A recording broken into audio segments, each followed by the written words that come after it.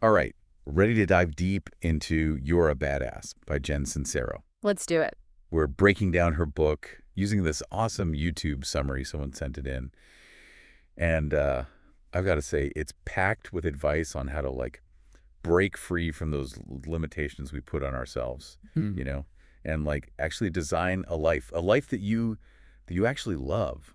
Yeah, and what's really interesting about Sincero's approach is how she mixes that practical advice, the actionable stuff, with a little bit of spirituality. Okay, so it's not just like think positive thoughts and everything will magically work out. No, it's deeper than that. It's like inner work meets outer hustle. You got it.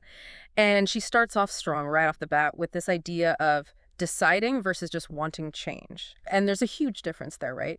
Between kind of passively wishing for something and making a conscious decision that you're going to go after it. I can see that. Like Yeah. wanting kind of feels, I don't know, wishy-washy. Yeah, yeah. But deciding, that sounds way more powerful, like you're setting an intention and like really committing to it.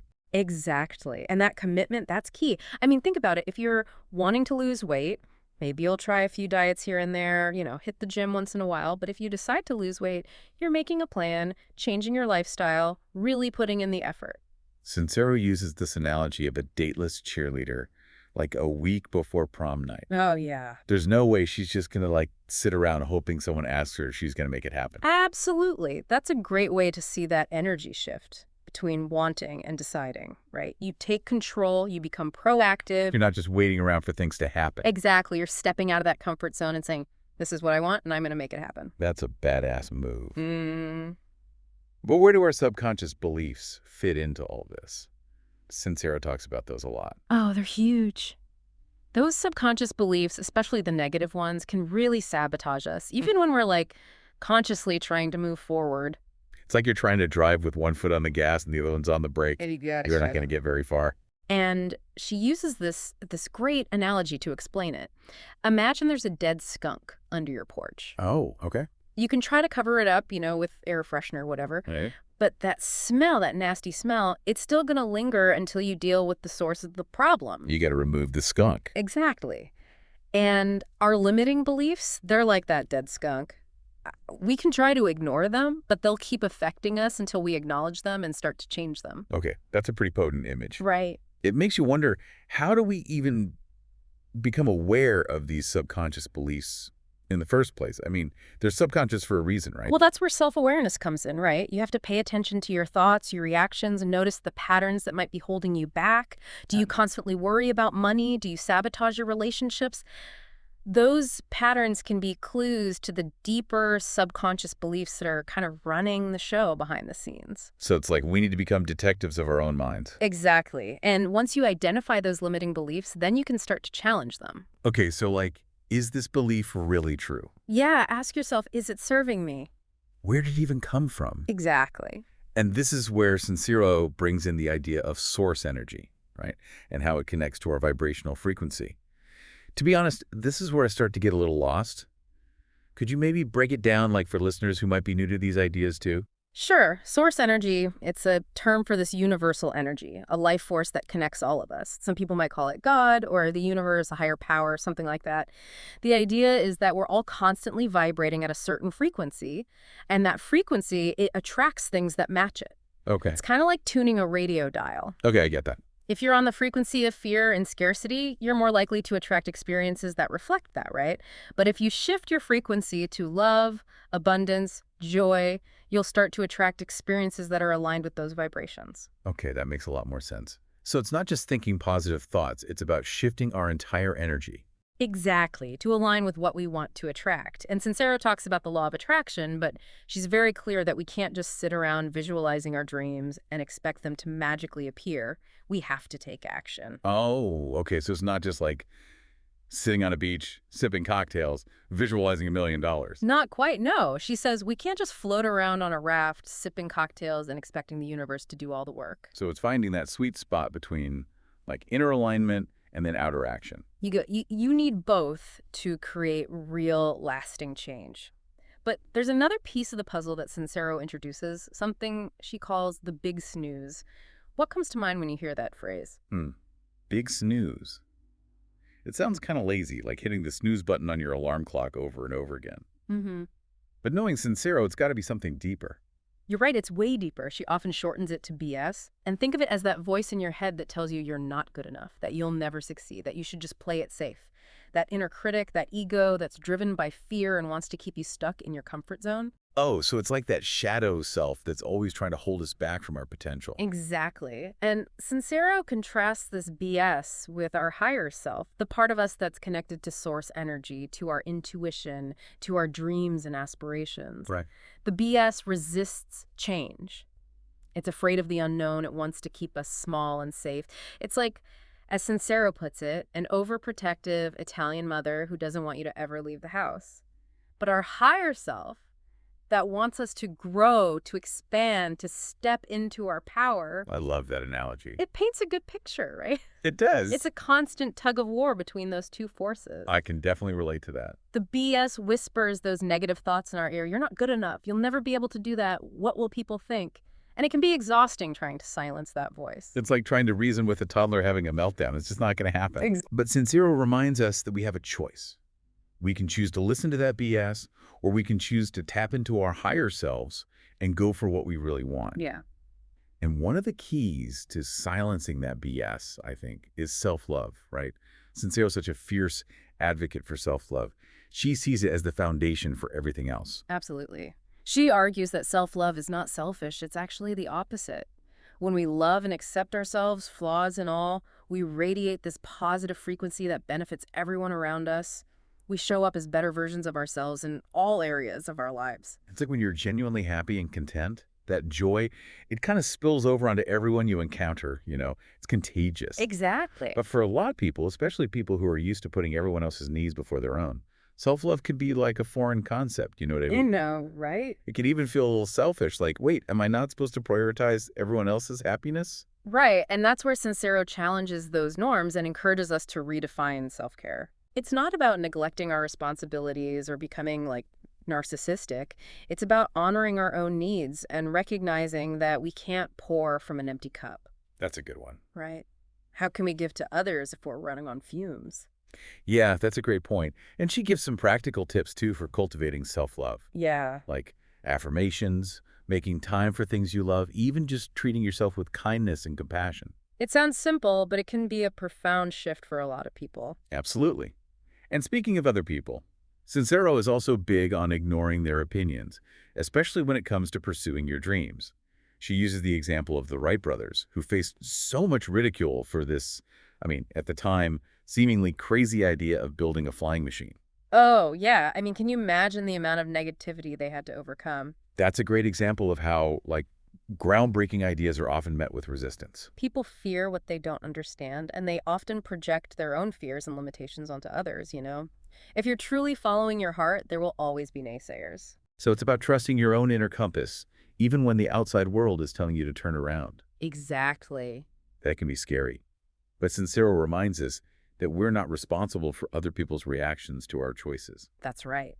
She makes a distinction between disappointing someone and causing them real harm. We often feel obligated to live up to other people's expectations, but that can lead us down a path that's not truly aligned with our own desires. And this ties into another big theme in Sincero's book, finding your purpose. Yes, Sincero really encourages us to uncover our passions, to figure out what makes us come alive, and she offers some interesting tips for doing that. But I think for some people, finding their purpose can feel like this huge, overwhelming pressure. Like they're supposed to have this one grand calling that's going to define their whole existence. Yeah, but I think Sincero makes it clear that it doesn't have to be that way. It's not always about a single, earth-shattering calling. Right. For some people, it's about a series of passions that unfold over time. Your purpose can evolve, it can shift, it can surprise you. I like that it takes the pressure off a little bit. The key is to be open to the journey and trust that it's leading you somewhere amazing. I love that. Yeah, I love that. She talks about paying attention to your fantasies, those things that light you up, even if they seem unrealistic. And listening to your intuition, that inner voice that often whispers the truth, even when our minds are trying to drown it out. Those are such powerful tools for self-discovery. And Sincero reminds us that we don't have to have it all figured out at once. The journey of uncovering your purpose is just as important as the destination, and sometimes even more rewarding. I think that's a great place to pause for now. Yeah, definitely. But we'll be back soon to continue our deep dive into You are a badass. We'll pick up with the power of our thoughts. See you soon.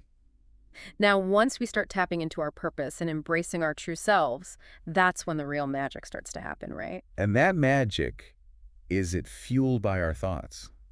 I know Sincero is really big on the power of thought and how it shapes our reality. Absolutely. She emphasizes thinking the truth, which means focusing on your desired outcome, no matter what your current circumstances look like. So even if things aren't going great right now. Exactly. It's about rewiring your brain to see the possibilities, even when the present reality looks different.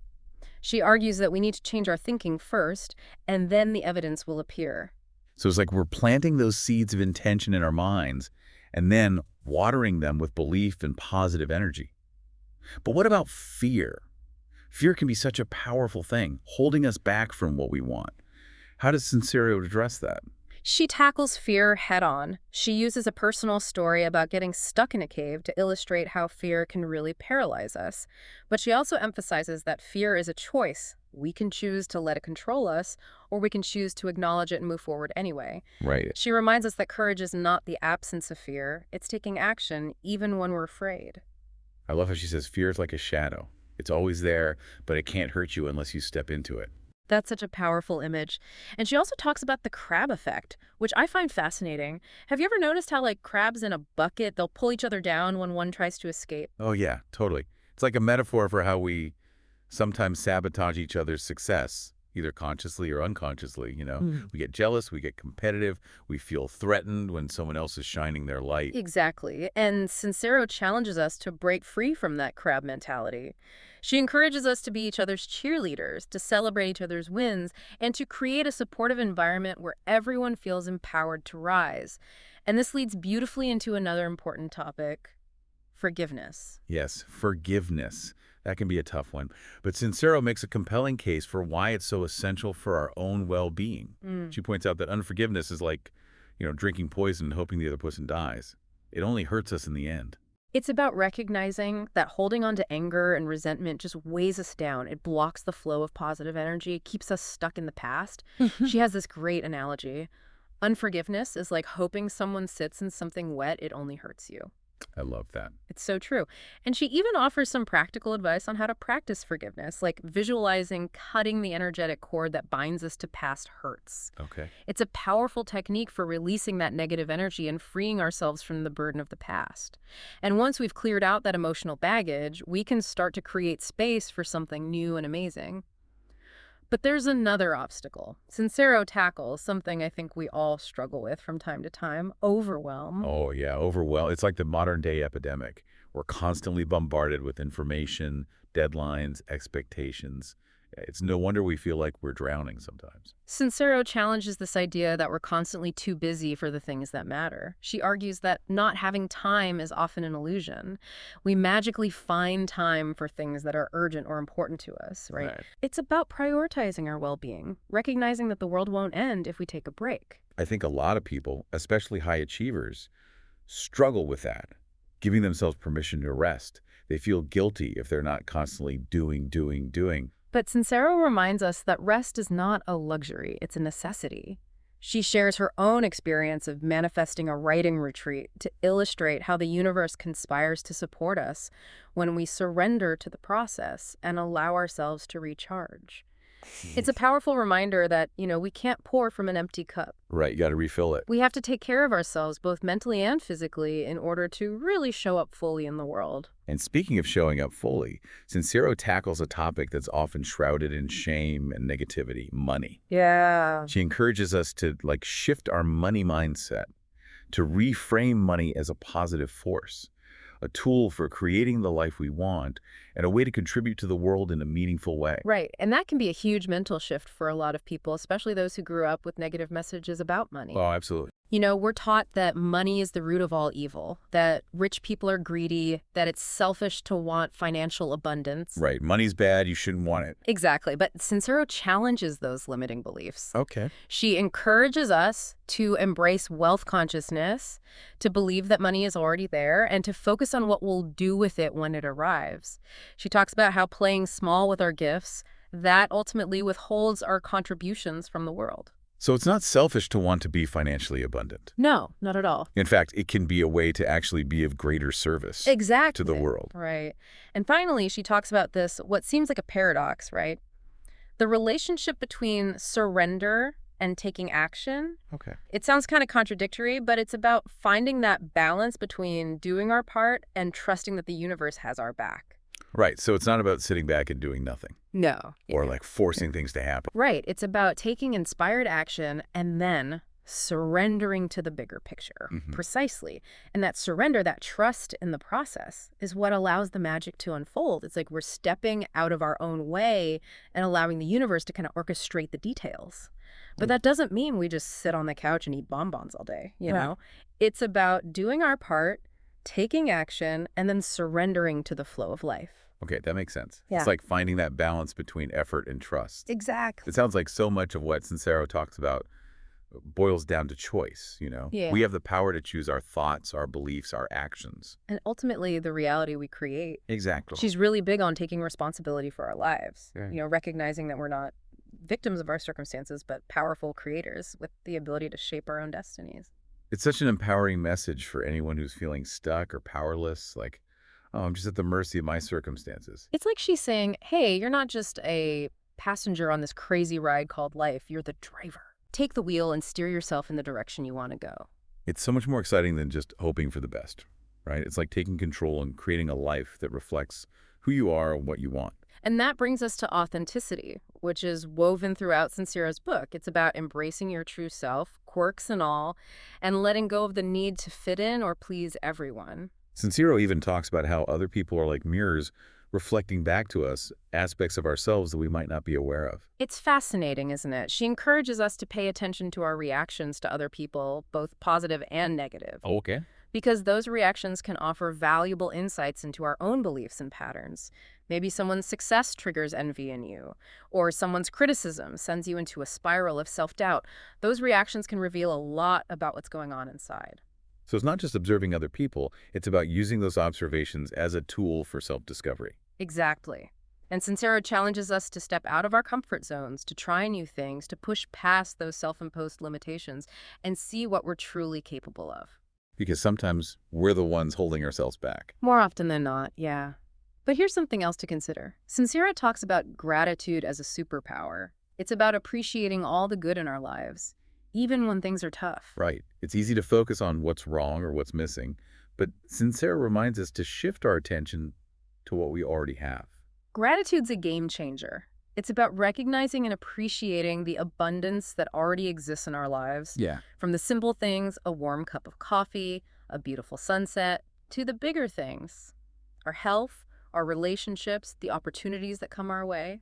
She even suggests keeping a gratitude journal, writing down 10 things we're grateful for each day. Have you ever tried that? It sounds cheesy, but I've tried it, and it really does shift your perspective. It rewires your brain to focus on the positive, and that shift in focus can have a ripple effect on every area of your life. Absolutely.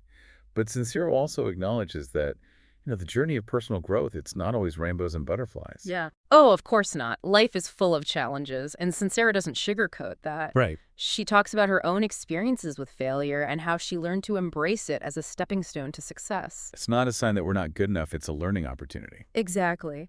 And what's so refreshing about Sincero's writing is that she injects humor and relatability into even the toughest topics. Yeah, I love that about her. You feel like you're having this heart-to-heart with a wise, supportive friend. Definitely. It's not about being perfect, it's about progress and embracing the messy, beautiful journey of self-discovery. And at the end of the day, Sincero's message is one of hope and empowerment. She believes in our limitless potential, in the universe's unwavering support. And in our ability to create lives that are aligned with our deepest desires. Exactly. So what does all of this mean for you? What resonated with you from this deep dive into you are a badass? What's one small step you can take today to start living a more badass life? Maybe it's finally committing to that dream you've been putting off, or starting a gratitude practice. Or maybe it's just choosing to silence that inner critic and embrace your awesome self. Whatever it is, don't wait for permission. Just go for it. Because as Jen Sincero reminds us, you are a badass, and you have the power to create a life that is nothing short of extraordinary. We believe in you.